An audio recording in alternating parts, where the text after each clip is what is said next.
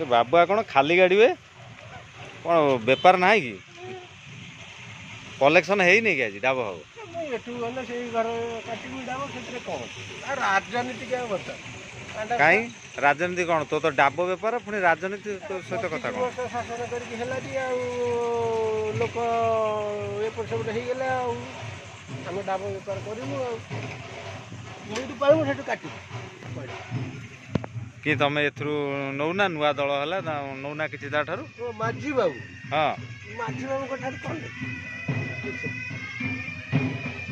ସେ ତ ଆଳୁ ଦିଟା ଦେଇପାରିବେନି ଆଉ କ'ଣ ଏ ଆଳୁ ଏଠି ନ ଦେଇଛି